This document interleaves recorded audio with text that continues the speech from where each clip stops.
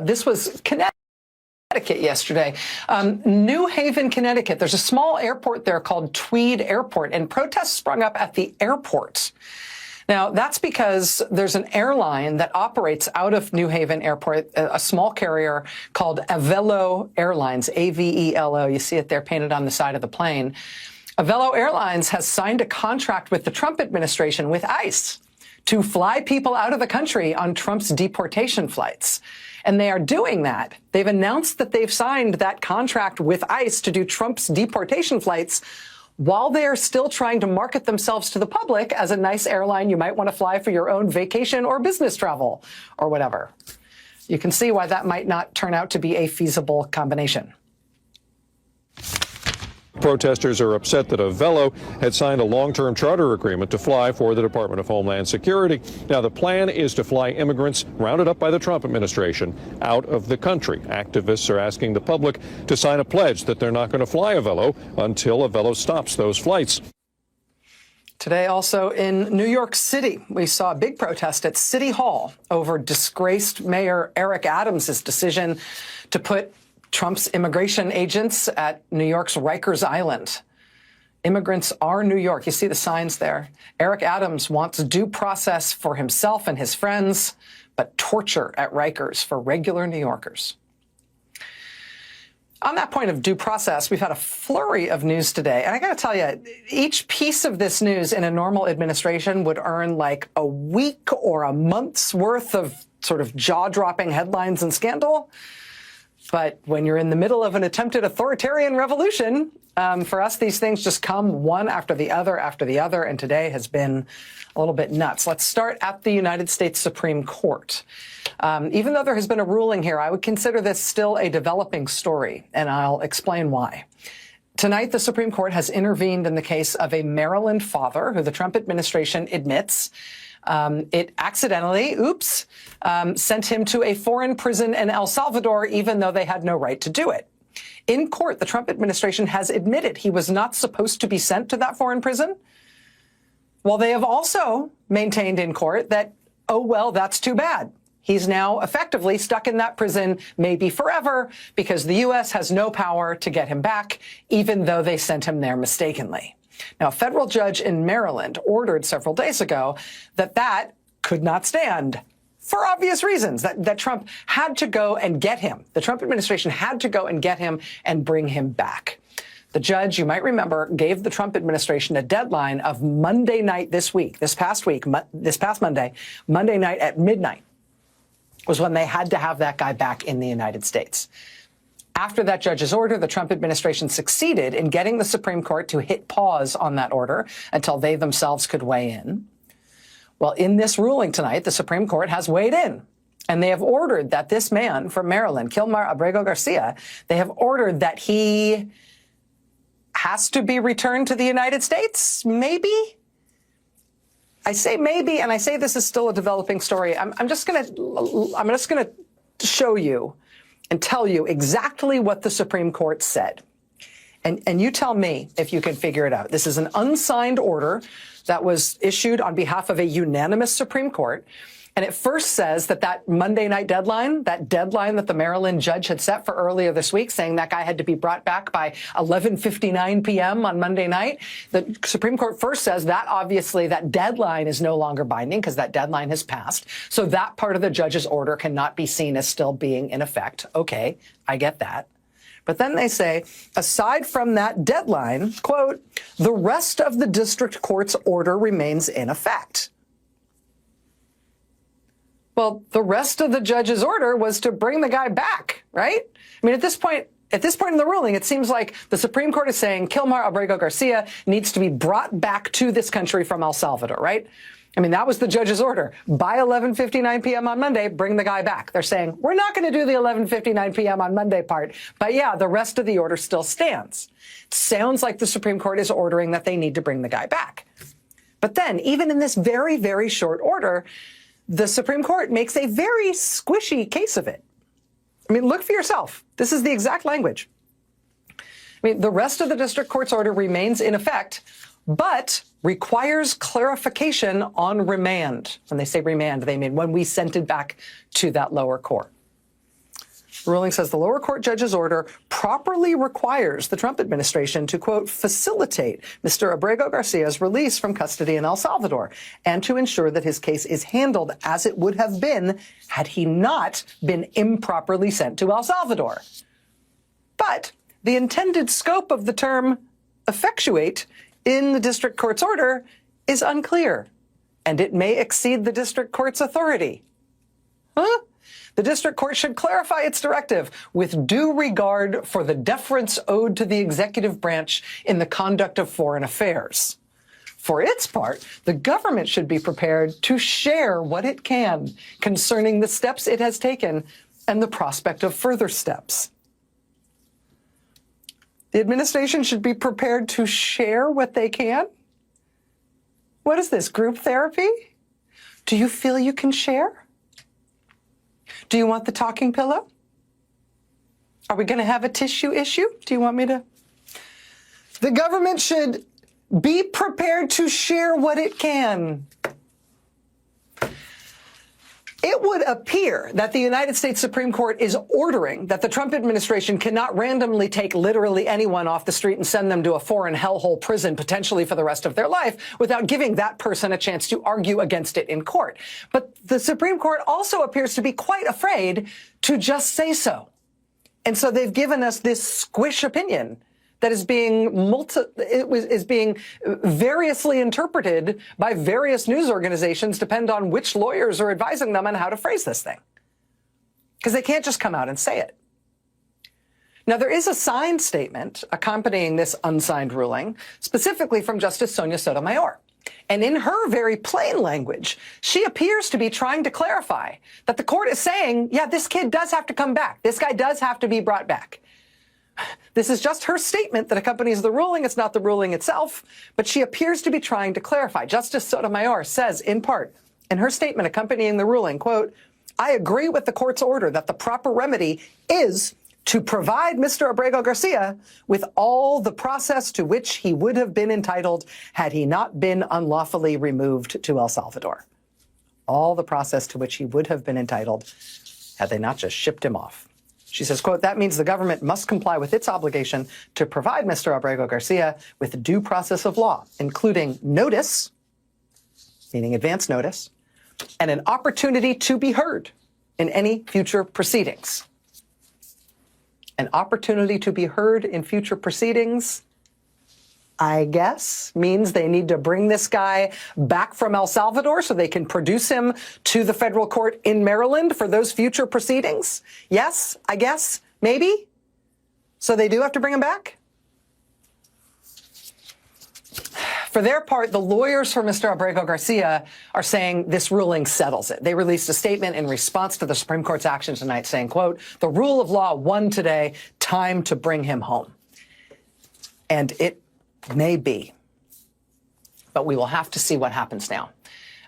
With the original judge in Maryland to whom this case is being remanded, we'll have to see if Trump still tries to keep this guy locked up indefinitely, again, potentially permanently in another country, even though Trump has had to admit that the administration never even meant to send him to that other country, nor were they even able to contend that they had any legal justification for doing it.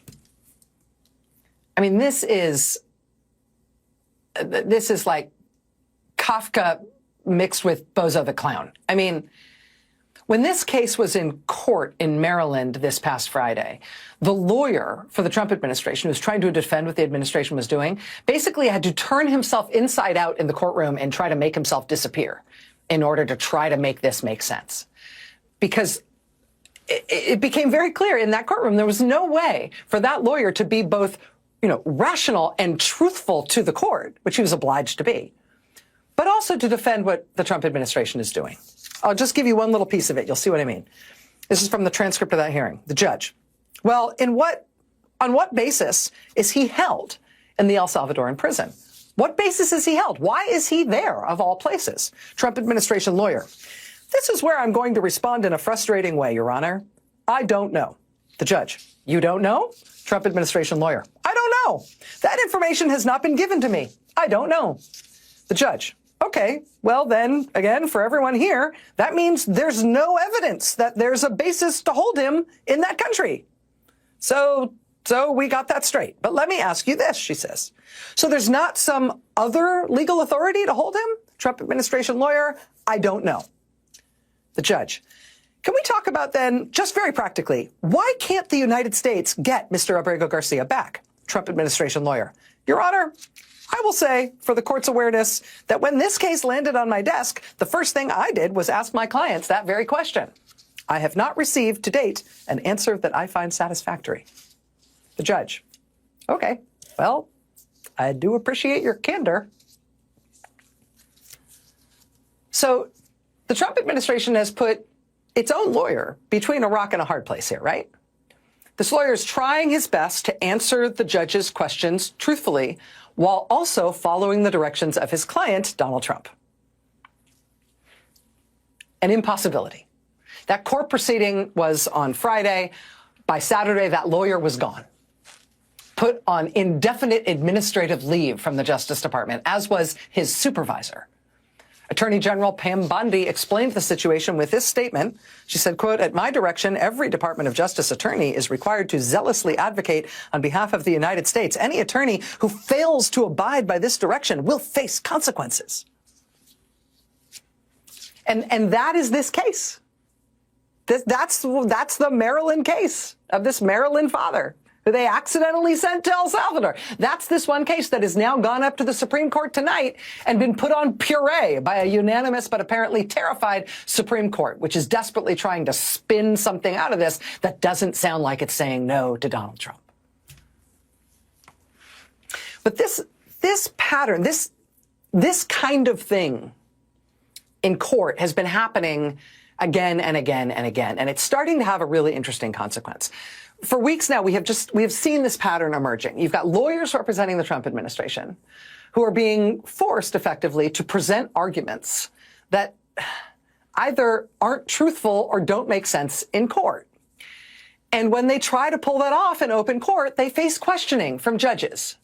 And the judges immediately suss out that what the lawyers are trying to defend is indefensible or obviously untrue. And so again and again and again, you're seeing Trump administration lawyers basically being thumbtacked to the back wall of the courtroom by one judge after another. And it has produced these incredible headlines. Headline, is that really how you think this all works? Outraged judge repeatedly mocks DOJ lawyers, tears into them for being unprepared. Headline, judge in Alien Enemies Act case chides DOJ lawyer over refusal to answer key questions. Headline, judge snaps at Trump administration lawyers for gaslighting. And again, this is just an untenable situation these lawyers are being put in, right? You have to be truthful to a judge. You have to be truthful to the court as a lawyer who's standing there in front of the judge. But being truthful in this administration is seen as a betrayal of Donald Trump.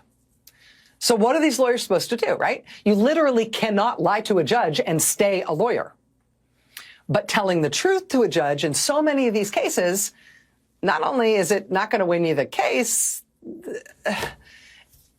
it helps prove the point that the administration is losing all of these cases because they keep doing things that are really blatantly illegal, right? And if you lose the case in court, or you lose that day's proceeding in court because you told the judge the truth, well, that's cause for firing in Donald Trump's Justice Department. So what are you supposed to do? I mean, honestly, the answer is obvious, right? Ethically, you can see, whether or not you're a lawyer, right? You can see what you would do and what you should do if you were a lawyer in this case. You just do the right thing, right? You zealously represent your client, yes, but you always tell the truth. If you do that as a Trump administration lawyer, you will get fired for it. And so now we're seeing people get fired for it, and their supervisors get fired too. And all the Justice Department lawyers who are seeing that pattern emerge are sitting there thinking, do I want to lie to a judge and therefore be exiled from the legal profession? Or do I want to not lie to a judge and get fired from the Trump administration? Those are my choices. What else can I do? And so they're all quitting. We are now seeing this untenable situation reach its natural mathematical conclusion in a pretty dramatic way. The Washington Post is now reporting that at least half of the frontline lawyers in the Solicitor General's office are either preparing to leave or have announced their departures already. What's the Solicitor General's office? That's the office that specifically argues cases for the administration in front of the Supreme Court. A majority of their lawyers have now quit or are quitting. Quote, many of the lawyers leaving the office are uncomfortable or turned off by directives from Justice Department leaders. Again, the reporting here is that at least half of the lawyers whose job it is to defend Donald Trump at the Supreme Court, a majority of the office that has that responsibility has now quit or is about to quit. That seems like a bad sign, right? Seems like a bad sign in terms of what this administration is up to. I mentioned that we have Eric Holder, former Attorney General, here tonight. We're going to talk to him about this. And there's one other thing going on here that is really, it's the reason we called him. It's the thing I really feel like we all need to hear from him about. And it's this new executive order that Trump has just signed. We don't pay attention to all of them because effectively his executive orders aren't law, right? His executive orders are basically just like long tweets with calligraphy that he puts on a big menu board and signs after he's told what's in them. Like his executive orders don't have force of law, but they are orders from the president. And he has just signed an executive order that orders the U.S. Justice Department to investigate two people. To investigate two officials from his first presidential term, people who Trump has decided are his enemies. Chris Krebs from CISA, the Department of Homeland Security's cybersecurity agency, and Miles Taylor, who worked in the White House and wrote a book about Trump's dangerous authoritarian inclinations. Now, as if he is trying a little too hard to prove Miles Taylor's point about that, Trump has just signed this executive order that's not just him, yelling, lock him up into a microphone at a rally. It's him as president actually ordering his Justice Department to open investigations into these individual people at his direction. Former Congresswoman Liz Cheney's response was on point and succinct. She said, quote, in a special mix of incompetence and evil, Trump has combined his disastrous implementation of 1930s tariff policies with Stalin-esque targeting of political adversaries. She says, speaking the truth is only a crime in countries ruled by tyrants. Legendary conservative judge Michael Luttig responded today by calling the demand, quote, the president's most constitutionally corrupt executive order to date. He says that this is occurring in the United States of America is shameful. It is a travesty of justice that Mr. Krebs and Mr. Taylor and the nation's law firms and legal profession are being forced to defend themselves against the president of the United States and his palpably unconstitutional conduct. The president obviously thinks the Supreme Court will ultimately side with him. It is just as obvious that it will not. Judge Luttig says, quote, but the innocent American citizens targeted with these unconstitutional executive orders should not have to wait one day longer for vindication of their constitutional rights. Their professional lives and livelihoods will be destroyed before such time as the Supreme Court rules. That is exactly what the president is counting on. That's why he continues to issue executive orders in defiance of the rulings of the federal courts. Judge Luttig says, quote, both Mr. Krebs and Mr. Taylor should immediately bring lawsuits in the federal district court in Washington, D.C. against the president, the attorney general, and the director of the FBI for vindictive/malicious prosecution. They should be prepared to litigate all the way to the Supreme Court before the two men are actually prosecuted. Judge Luttig says, quote, in my view, the lower federal courts should summarily strike down this executive order and quash the president's ordered investigation of these two honorable American citizens. The Supreme Court of the United States thereafter should summarily affirm. He concludes with this. We all know what's going on here at this point. The president is not going to stop until he is stopped once and for all by the federal courts. So this is one of the red lines, right? The president ordering the Justice Department to target individuals that he doesn't like. That is one of the red lines we have been expecting him to cross. And here it is. This is like This is like Tyranny 101. This is intro to tyranny. This is no longer an advanced class where you have to like read the subtleties. This is very elementary stuff. Once the tyrant starts directing his prosecutors to open investigations into his named enemies because he named them as enemies, you're there. So what's going to be the response? If we've still got the antibodies to defend ourselves as a democracy, if our civil society is still working, if our legal profession is still on the job, what we ought to see here in response to this, in response to what will be not just these two guys being targeted, it'll be a dozen, it'll be 100, it'll be 1,000 of these if Trump likes how this one goes and he isn't stopped from doing it. The future, Daughters of Liberty, a new dawn. In 2040, the United States was a fractured nation, still reeling from the fallout of Project 2025, the catastrophic policy that had allowed a resurgence of systemic oppression. The Deep South had seceded once more, forming the antebellum republic, where human trafficking, racial inequality, and gender oppression became tragically normalized. The Second Civil War erupted as the rest of the nation sought to free those trapped in this dystopian regime. After years of bloodshed, Kamala Harris had finally led the Union to victory, restoring a fragile sense of hope. But the battle scars ran deep, especially in places like Louisiana, where the remnants of a broken society still lingered. For more, click tree link in bio. The Baker and the Handyman's Sweet Connection. In a quaint village nestled in a picturesque valley, there stood a small house in the shape of a mushroom. This whimsical home belonged to a young boy named Jamie, barely out of high school, who had a passion for baking. Inside, his cozy kitchen was always filled with the sweet aroma of cakes, cookies, and all sorts of delightful treats. What made his creation special was that each of his cakes was shaped like tiny mushrooms, a nod to his quirky home. Jamie's baking became the talk of the town. From birthdays to celebrations, everyone in the village adored his sweets. For more, click link in the bio. The Park of Secrets. In the year 2060, near the heart of Florida, just a stone's throw from Disney World, stood a theme park unlike any other, a place known as the House of Secrets. It was a magical park, much like a state fair, filled with towering rides, carnival games, and parades that drew people from all over the world. But among the grand Ferris wheel and the colorful day parade, there was one attraction that outshined them all, the Parade Princess, a mesmerizing mermaid named Kenya. Kenya was a sight to behold. At 22 years old, fresh out of college, she had the kind of beauty that drew people to her like moths to a flame. Her brown skin glowed under the park lights, her hair a stunning mix of purple and pink that cascaded over her shoulders.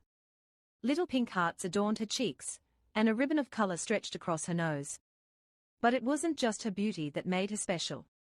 Her eyes, big and almond-shaped, seemed to capture the hearts of everyone who saw.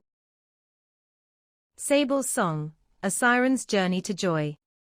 Once upon a time, in a small, worn-out town in Middle America, there lived a little child named Sable. Worn into poverty, Sable's body was frail, so thin that you could see her bones, but her heart was filled with an exuberance that not even hunger could dull. Sable was awkward, with dark, deep-set eyes that sparkled with innocence and wonder. Despite being born a boy, Sable always knew she was different. Inside her lived a girl, bright and effervescent, waiting to bloom. For more, click tree link in profile. Bella the Dog from Springfield, A Tale of Truth and Transformation. In the small, charming town of Springfield, Ohio, lived a regal standard poodle named Bella. Bella belonged to Mrs. Vaughn Thursenberg, a well-known figure in the community, always polished, conservative in manner, but a lifelong Democrat. For years, she hosted elegant soirees, engaging in local politics, and treating her home like a kingdom. Bella had grown accustomed to a life of luxury, complete with fancy collars, custom bow ties, and an endless supply of treats from those who adored her. Recently, however, things had changed. Mrs. Vaughn Thurstonberg had been watching a lot of Fox News, and it seemed to have swayed her thinking. For more, click tree link in profile. I told you. What did I tell you? Didn't I tell you? 'Cause I told you. And when did I tell you? A long time ago. And what did I say will happen when I told you? Exactly what just happened.